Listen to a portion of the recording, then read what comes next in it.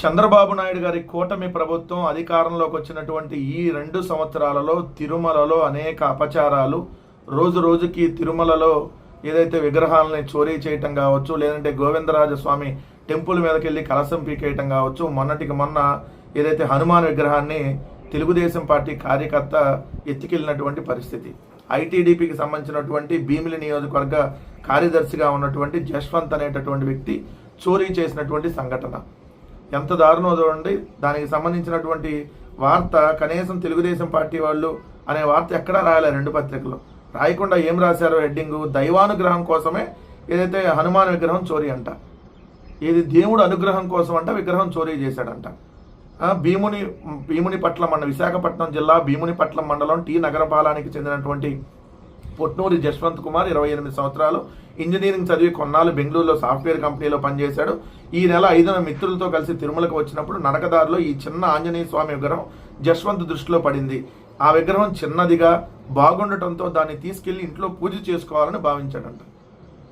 ఇది దేవుడు గుళ్ళో ఉన్నటువంటి విగ్రహాలను ఇంట్లో తీసుకెళ్లి పూజ చేసుకోవాలని ప్రతి ఒక్కరు భావిస్తారు. రేపొద్దున వెంకటేశ్వర స్వామి విగ్రహం కూడా నచ్చింది, చాలా పెద్దగా ఉంది వెంకటేశ్వర స్వామి విగ్రహం, వెంకటేశ్వర స్వామి విగ్రహం మా ఇంట్లో పెట్టేసుకుంటే మంచిదని చెప్పి ఎవరు పడితే వాళ్ళు ఎత్తుకెళ్ళిపోతారా? కనీసం వివరణ తీసుకోవడంలో కూడా మీరు రాయటంలో కూడా ఎంత దుర్మార్గంగా రాస్తున్నారో చూడండి.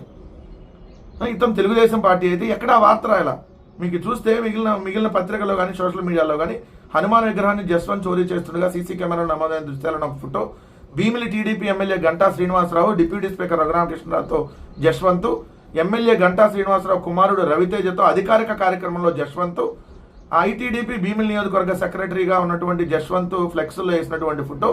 అదేవిధంగా చూస్తే గంటా శ్రీనివాసరావుతో ఏదైతే జశ్వంత్ సంబంధించినటువంటి జశ్వంత్ వాళ్ళ తండ్రి రాము వాళ్ళు ఉన్నటువంటి ఫోటో.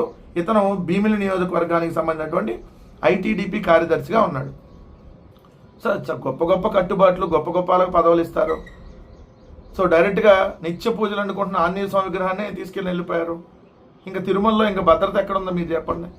ఇది పరిస్థితి. కానీ ఆ వార్తని తెలుగుదేశం అని ఎక్కడా ప్రొజెక్ట్ చేయకుండా ఎంత జాగ్రత్త పడ్డాయి ఆ 2 పత్రికలు చూడండి. ఇదే కదా, అందుకని ఆ రెండింటిని వాస్తవాలు ప్రజలకు తెలియనికుండా చేసేటటువంటి విషపత్రికలు అనేది అందుకనే.